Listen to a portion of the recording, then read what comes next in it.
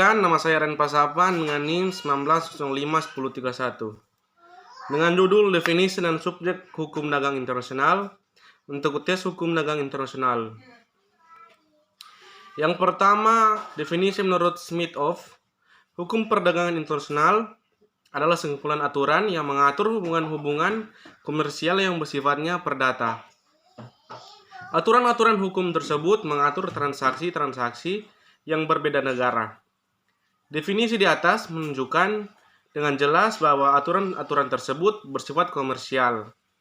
Di dalam definisinya, Smith-Off menegaskan bahwa ruang lingkup bidang hukum ini tidak termasuk hubungan komersial internasional dengan ciri hukum publik.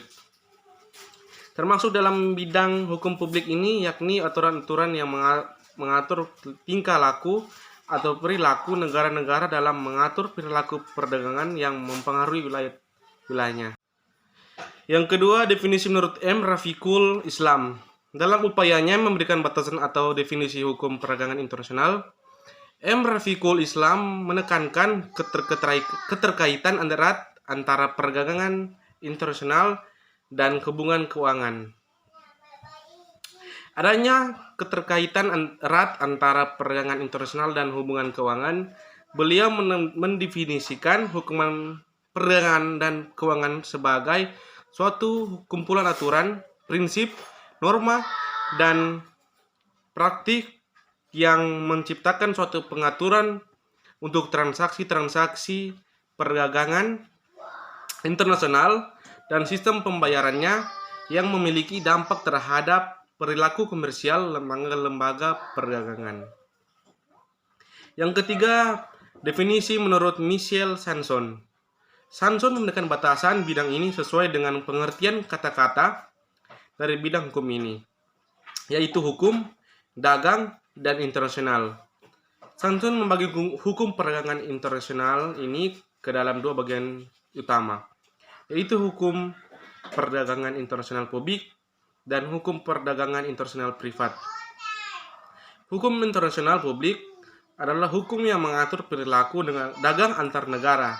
Sementara itu, hukum internasional privat adalah hukum yang mengatur perilaku dagang secara orang-perorangan di negara-negara yang berbeda. Yang keempat, definisi menurut Hercules Boysen. Boysen, sarjana Afrika Selatan, tidak memberi definisi secara tegas. Beliau menyadari bahwa di ilmu hukum sangatlah kompleks. Oleh karena itu, upaya untuk membuat definisi bidang hukum, termasuk hukum perdagangan internasional, sangatlah sulit dan jarang tepat. Oleh karena itu, dalam upaya memberi definisi tersebut, Hercules Boysen hanya mengungkapkan unsur-unsur dari definisi hukum perdagangan internasional.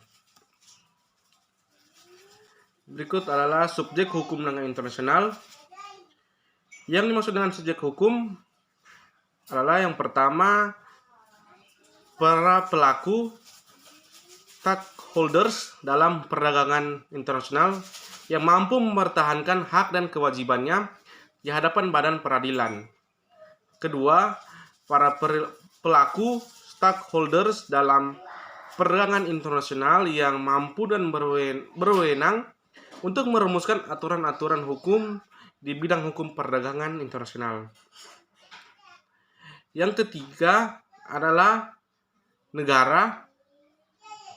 Keempat, organisasi internasional, pemerintah dan non-pemerintah.